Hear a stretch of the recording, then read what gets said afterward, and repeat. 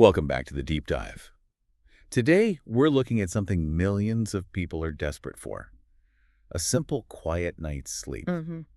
We're analyzing the claims around the SnoreGrip Pro, this anti-snoring device you see online from snoreresolvers.co. Right.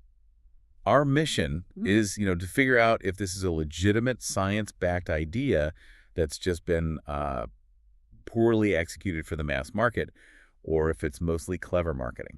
And before we get into it, I have to say this very clearly for you listening. You do. This is all educational commentary. We're analyzing a consumer product's claims. This is absolutely not medical advice. Yes. If you have serious sleep issues, you really need to see a qualified healthcare professional. That's essential context. So the company talks about reducing or even eliminating snoring. That's a bold promise. You have clinical devices costing thousands, and they have this. Right.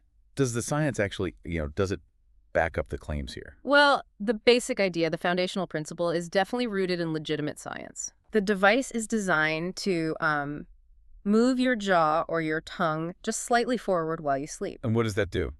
That action tenses up the soft tissues in the back of your throat. It keeps the airway more open and, well, that produces the vibration. The vibration being the snoring sound itself. That's the snoring sound, exactly. So the mechanism isn't pseudoscience. Yeah. But then, why is this thing so much cheaper than a clinical version if the science is sound? That's the key question, isn't it? Clinical products, they're often based on what we call mandibular advancement or tongue stabilization. Mandibular advancement. Yeah. Okay, but what does that actually mean? It just means it gently holds your lower jaw forward, just enough to pull the soft palate and the base of your tongue out of the way of the airway. It's a proven concept. But. I sense a but coming. The but is that those clinical devices are typically custom fitted by a dentist or a sleep specialist. That's to make sure it actually works for you and, just as important, to prevent jaw problems. Which is where it gets really interesting, right? The variability. Because this is a one-size-fits-most kind of thing. And success just isn't universal. Not at all. In the real world, the results are, well, they're all over the place. Some people do say they see a definite improvement. Quieter nights, they feel less groggy in the morning. But for others, it's just uncomfortable. They get jaw soreness, or they just find it makes, no difference at all to the noise.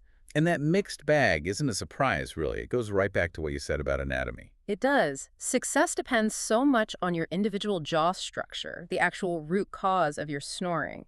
Is it your tongue? Is it your soft palate? And even how you sleep. Yeah, that makes sense. And if a device feels bulky or it's just not comfortable, no matter how great the science is, It's going in the drawer. it's going in the nightstand drawer forever. The SnoreGrip Pro is trying for that universal fit, and that, by definition, compromises the personalized comfort you get from a clinical device. Okay, so that raises a huge question about the company itself, snoreresolvers.co. I mean, if success is so variable, how transparent are they about that? That's where you have to look closer. They market very aggressively.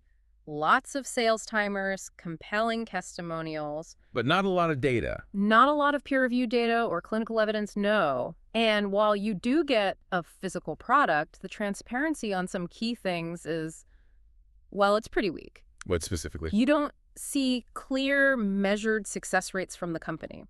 And crucially, it's often very hard to find a solid, easy return or refund policy right up front. And that feels like a big deal for a product like this, where results are going to be so different from person to person. It is a big deal. A really trustworthy product in this space would normally have a robust return policy.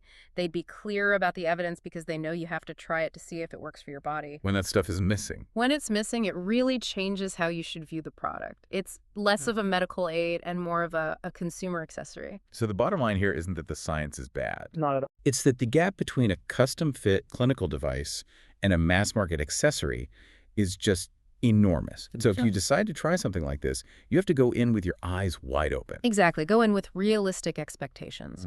And do your homework. Check the comfort, see if it's adjustable, and most importantly, find the exact return policy from the seller before you even think about buying. Solid advice. What's really fascinating to me is how a device based on a totally sound scientific principle can have its success hinge almost entirely on individual anatomy and good old-fashioned consumer research, it raises a question for you to think about. Go on. When we're evaluating these kinds of consumer devices, how can we get better at prioritizing actual clinical evidence over just really aggressive, persuasive marketing claims? Something to mull over until our next deep dive.